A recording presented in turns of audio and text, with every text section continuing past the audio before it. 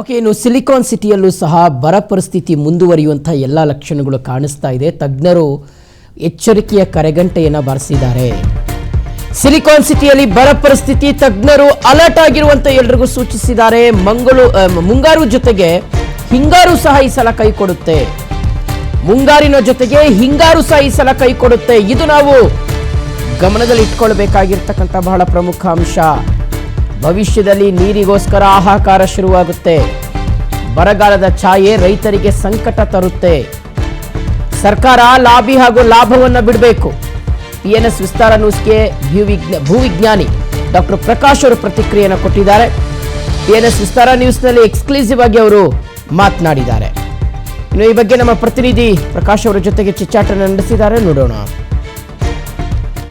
ರಾಜ್ಯದಲ್ಲಿ ಬರಗಾಲ ಎದುರಾಗಿದೆ. ಒಂದು ಕಡೆಯಿಂದಾಗಿ ಮಳೆ ಯಾವಾಗ ಬರುತ್ತೆ ಅಂತೇಳಿ ಎಲ್ಲರೂ ಪ್ರಶ್ನೆಯನ್ನು ಮಾಡ್ತಿದ್ದಾರೆ. ರಾಜ್ಯ ಹವಾಮಾನ ಇಲಾಖೆ, ಭಾರತೀಯ ಹವಾಮಾನ ಇಲಾಖೆ ಕೂಡ ಇವತ್ತು ಮಳೆ ಬರುತ್ತೆ, ನಾಳೆ ಮಳೆ ಬರುತ್ತೆ, ಮುಂಗಾರು ಮಳೆಯ ಕೊರತೆ ಇದೆ ಅಂತೇಳಿ ನಾನಾ ಕಾರಣಗಳನ್ನು ಕೊಡ್ತಾ ಇದೆ.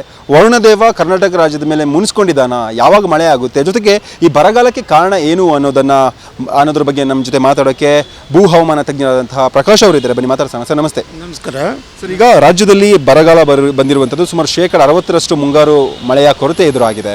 ಒಂದು ಕಡೆಯಿಂದಾಗಿ ಬಿತ್ತನೆಯನ್ನು ಮಾಡಿ ರೈತ ಆಕಾಶವನ್ನು ನೋಡುವಂಥ ಪ್ರಮೇಯ ಎದುರಾಗಿದೆ. ಮುಂದೇನು ಗತಿ ಅನ್ನುವಂಥ ಪ್ರಶ್ನೆ ಕೂಡ ಬಂದಿರುವಂಥದ್ದು. ಸೊ ಈ ಒಂದು ಮಳೆಯ ಕೊರತೆಯ ಕಾರಣವನ್ನು ವೈಜ್ಞಾನಿಕವಾಗಿ ವಿಶ್ಲೇಷಣೆ ಮಾಡ್ತಾ ಹೋದರೆ? ಹೌದು, ಖಂಡಿತ. ನೋಡಿ, ಪರಿಸ್ಥಿತಿ ಒಂದು ಸ್ವಲ್ಪ ದಿನಕ್ಕೆ ಕೆಟ್ಟಾಗ್ತಾ ಹೋಗ್ತಾ ಇದೆ. ಈ ಒಂದು ಮುಂಗಾರು ವೈಫಲ್ಯದ ಬಗ್ಗೆ ನಾನು ಜನವರಿಯಿಂದ ಹೇಳ್ತಾ ಬಂದಿದ್ದೀನಿ. ನಾನು ಹಿಂದೆ 19ರಲ್ಲಿ ಕೊಡಗು ಕೇರಳ ದುರಂತ ಮರುಕಳಿಸುತ್ತೆ ಅಂತ ಹೇಳಿದ್ದೆ. ಹವಾಮಾನ ಶಾಸ್ತ್ರದ ಆಧಾರದ ಮೇಲೆ ಜಿಯೋಮೀಟಿಯಾಲಜಿ ಅಂತ ಹೊಸ ವಿಜ್ಞಾನ, ನನ್ನದೇ ಆದಂಥ ಸಿದ್ಧಾಂತ. ಈಗೆಲ್ಲ ಪ್ರಪಂಚದ ಎಲ್ಲ ದೇಶಗಳಿಗೂ ಹೋಗಿದೆ, ಎಲ್ಲ ವಿಜ್ಞಾನಿಗಳು ಅದನ್ನು ಒಪ್ಕೊಂಡಿದ್ದಾರೆ. ಈ ಹವಾಮಾನ ಅನ್ನೋದು ಒಂದು ಸ್ವತಂತ್ರವಾದ ವಾಯುಪದರ ಅಲ್ಲ, ಅದು ಈ ಶಿಲಾಪದರ ಮತ್ತು ಜಲಪದರ ಜೊತೆ ಸಂಬಂಧ ಹೊಂದಿದೆ. ಇಂಟರ್ ಲಿಂಕಿಂಗ್ ಇದೆ. ಭೂಮಿನಲ್ಲಿ 4 ಪದರಗಳಿವೆ. ಅರ್ತ್ ಸೈನ್ಸ್, ಅರ್ಥಲ್ಲಿ 4 ಪದರಗಳು. ಈ ಲಿಥೋಸ್ಫಿಯರ್, ಹೈಡ್ರೋಸ್ಫಿಯರ್, ಅಟ್ಮಾಸ್ಫಿಯರ್ ಮತ್ತು ಬಯೋಸ್ಫಿಯರ್. ಈ ಅಟ್ಮಾಸ್ಫಿಯರ್ ಅನ್ನೋದು ಇಂಡಿಪೆಂಡೆಂಟ್ ಅಲ್ಲ. IMD ಅವರು ಏನು ತಿಳ್ಕೊಂಬಿಟ್ಟಿದ್ದಾರೆ, ಈ ಗಾಳಿ ಅನ್ನೋದು ಸ್ವತಂತ್ರ, ಅದರಲ್ಲಿ ಏನಾಗುತ್ತೋ ಅಷ್ಟು ಮಾತ್ರ ಅಂದ್ಕೊಂಡಿದ್ದಾರೆ. ಅಲ್ಲ, ಭೂಮಿ ಜೊತೆ, ನೆಲದ ಜೊತೆ ನೇರವಾದ ಲಿಂಕ್ ಇದೆ.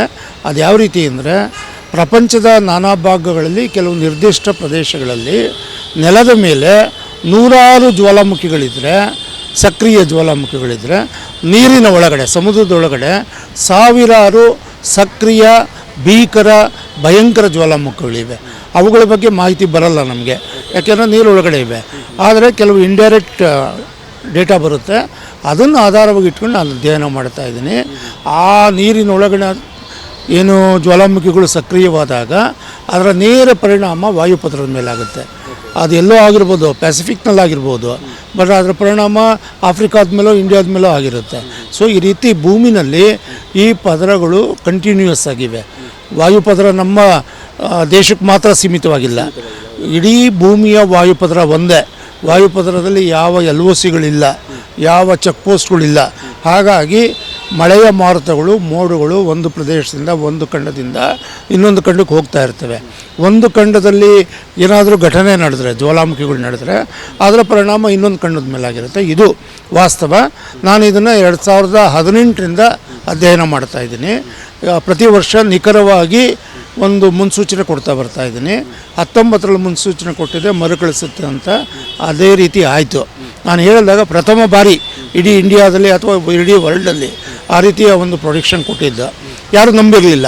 ಆದರೆ 19 ಆದಮೇಲೆ ನಂಬಿದ್ರು, ಹೇಳಿದ್ದು ನಿಖರವಾಗಿ ಆಯಿತು. ಇಷ್ಟು ಭೂಗರ್ಭ ವಿಜ್ಞಾನಿಗಳಾದಂತಹ ಪ್ರಕಾಶ್ ಅವರು ಹೇಳ್ತಿರುವಂಥ ಮಾತು. ಒಂದು ಕಡೆಯಿಂದಾಗಿ ಬರಗಾಲ ಬರ್ತಿದೆ, ಮುಂಗಾರು ಕೈ ಕೊಟ್ಟಿದೆ, ಹಿಂಗಾರು ಕೂಡ ಕೈ ಕೊಡುತ್ತೆ.